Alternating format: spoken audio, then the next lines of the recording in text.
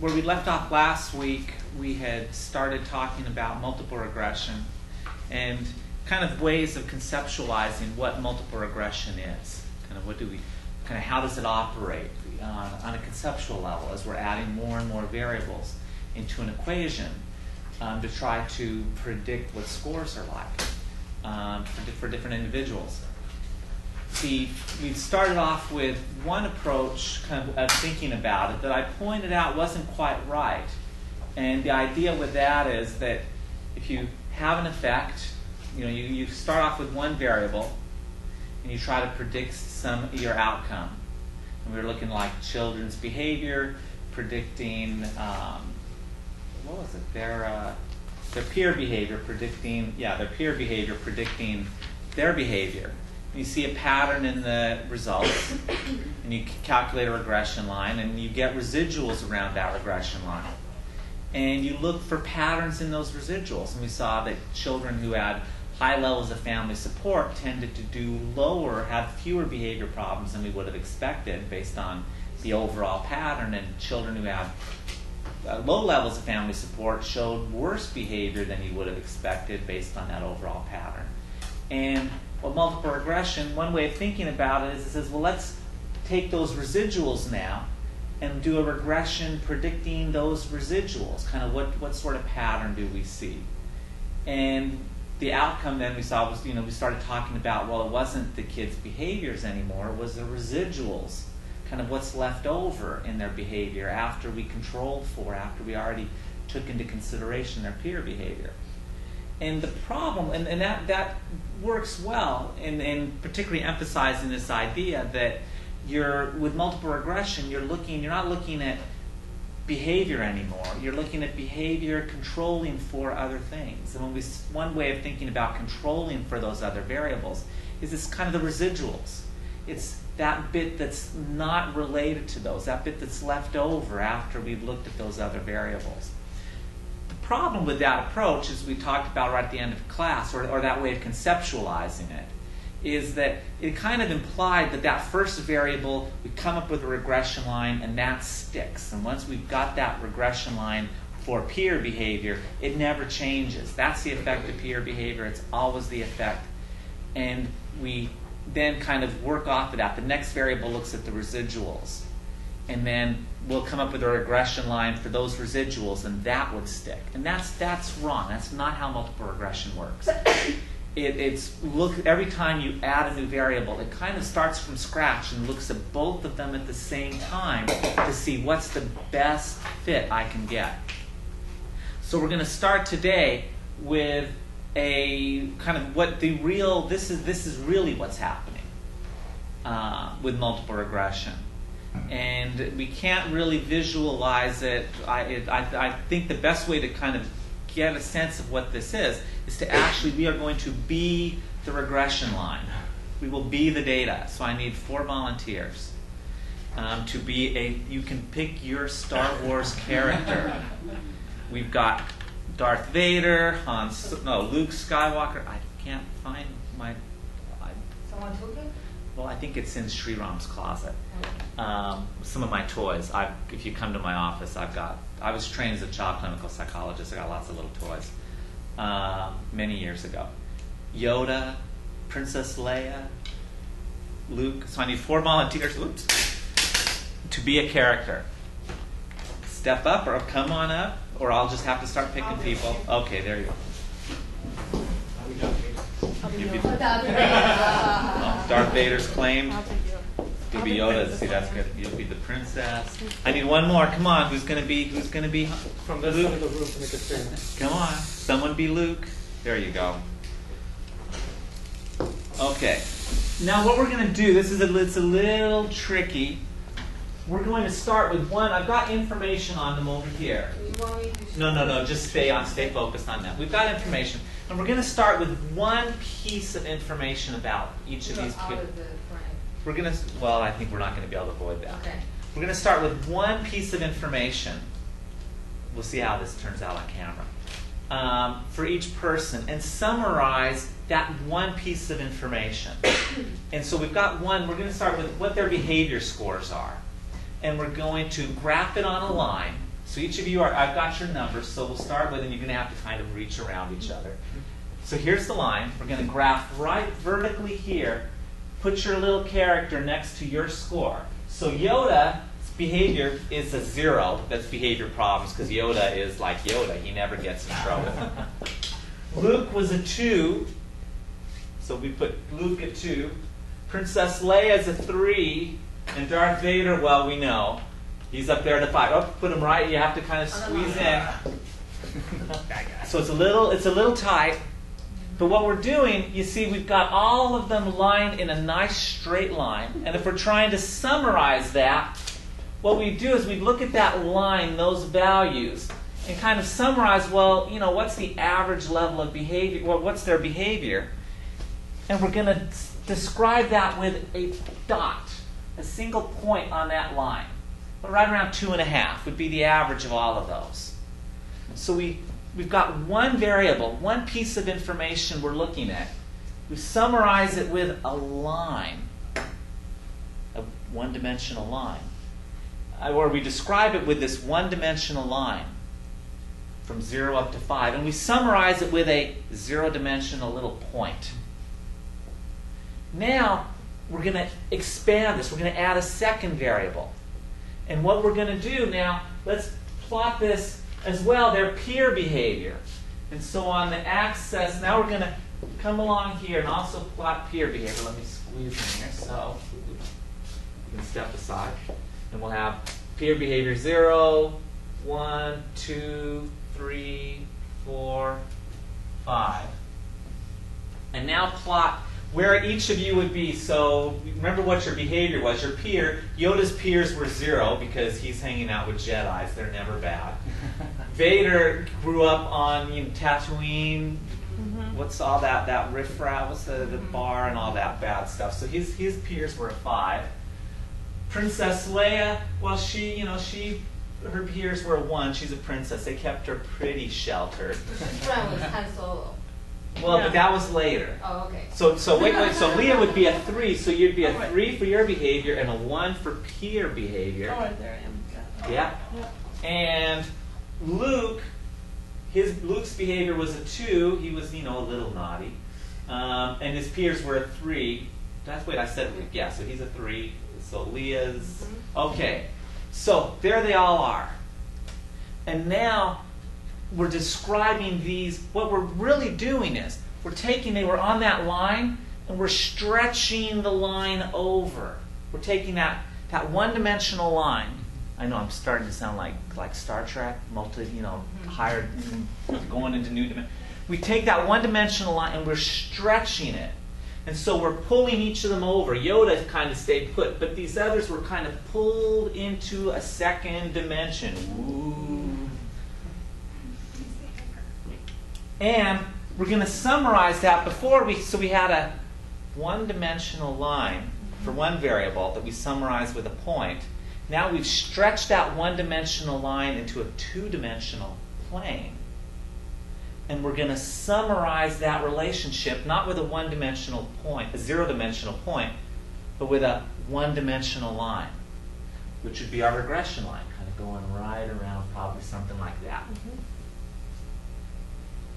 So that's when we have two variables, one predictor, one outcome. Now, we're going to add a third variable to this, a second. It's kind of space, but I couldn't see it. Yeah, it's kind of, they can imagine. It's right. Ooh, that's bad though, because it's a straight line. Now we're going to take, you're stuck on this two-dimensional plane. Now we're going to add another variable. So what we're going to do, I know I probably messed up. That's okay. We can get the idea. Now we took one-dimensional line to summarize one variable, stretched it into a second dimension for two variables. Now we're going to have a plane. Now we're going to take this plane and stretch it out into a third dimension that's going to be their grades in school. So let's see, Yoda, we'll start with Yoda.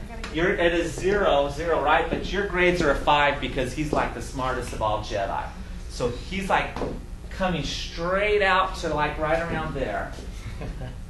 Then Leah, well, we'll go with Vader. He's came out to he's really bad friends, but he was a smart, he was a smart kid. So he's a 4, not quite a Yoda, but he's up there. Leah went to, she's a princess. She went to like all the best schools on Alderaan until it got blown up. And so she's a 3, and Luke, he was the poor kid on Tatooine. His grades, he didn't go to. He's only got a 2 because he didn't go to very good schools. So he's out here. And now we're not going to summarize that with a line anymore. We summarize it with, we had a 0-dimensional point for one variable, then a 1-dimensional line for 2 variables, and now, in the same sense we're stretching, we have a 2-dimensional plane that's going to somehow go right through all of these in a way that's as close as possible, minimizing those squared residuals, as close as possible to all of them. Something kind of like that.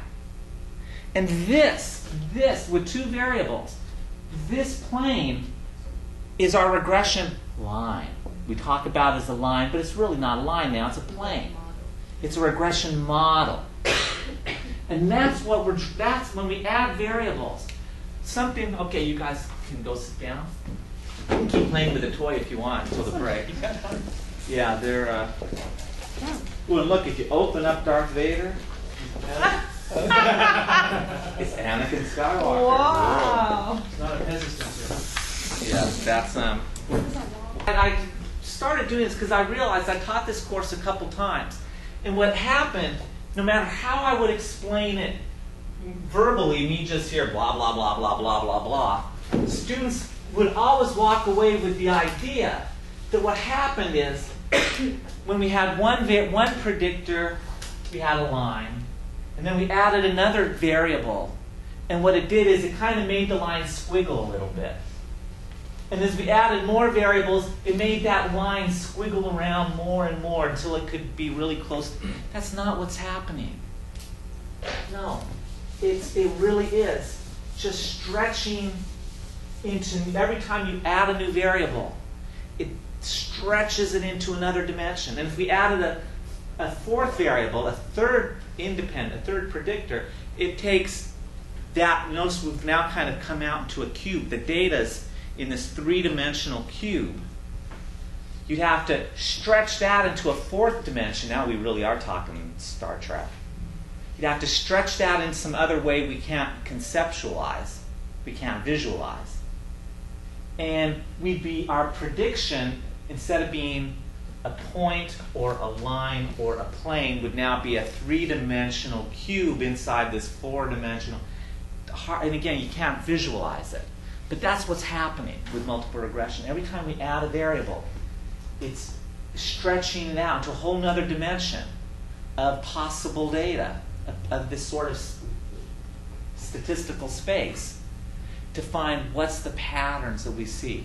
And that's why every time we add the variables, notice it recalculates the line. It takes the point. I know I'm going to be dragging this. There's numbers for the camera. There's numbers on the floor we use to line up with. So it starts with that point, and then it says, okay, forget the point. Now we're going to stretch the data out. Let's find a line. Okay, we're adding another variable, so we'll forget that line for now. We're going to stretch the data out into the 3rd dimension. Let's find a plane. And all we're doing, this regression function, this regression model, is just you plug in this. If we're trying to predict their behavior, you take Yoda's peer behavior, Yoda's grades, and plot. You'd come out on the one, come out on the other, find their point, look up, and kind of predict. Based on their scores, predict where they are on this surface, and that's their score. Question? I have 2 questions. The first is for sophisticated computer models. There isn't a limit on how many dimensions you can create, right? No, you can have as many variables as you want. Okay. So that's the idea. That is That is reality. That's exactly what really is happening with multiple regression. It is just coming up with these coordinates in space. And it says, okay, if this is your x1 and that's your x2, there's this funky shape up here. Let's find your value here, find your value here. Plot it up, see that's your predicted score. And how much scatter there is, how is it nice and tight? Do we really have everything explained? Or is there a lot of variability? That's the variance, kind of what's your R squared? Is it really squishy and we don't know what's happening? Or once we know these two variables, do we really understand why some kids, why Yoda's Yoda and Darth Vader's a bad dude? But that's literally what's happening. Okay, so let's keep going. So we just finished here talking about that initial example. And then here's kind of an illustration of what we were just talking about.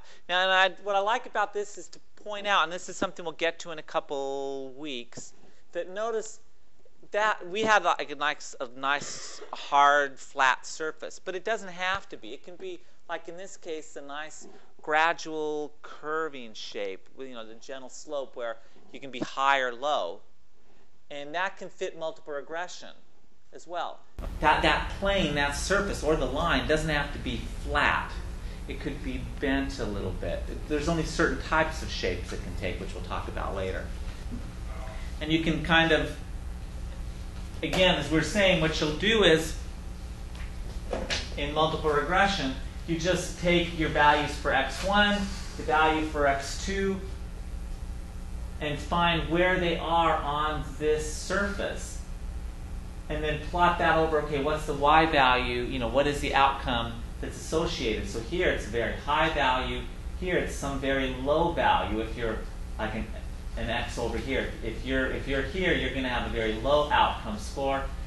If you're up in this corner, you're going to have a very high outcome score. And that's all it's trying to do. And you can go into higher and higher dimensions. This would be just for two predictors. So here's like a regression equation with just two predictors. You can take slices of that to try to get a sense. So here's an example where we're slicing through when x2 equals 0. And you can kind of see as you kind of take these little slices, that went really fast, didn't it? Slices across is one way of conceptualizing or one visualizing what's happening. So you might say, okay, low values of peer behavior, here's what the regression line looks like. By taking a slice of that plane. Middle levels of peer behavior, here's what the regression line for grades looks like. High levels of peer behavior, here's what the regression line for grades looks like.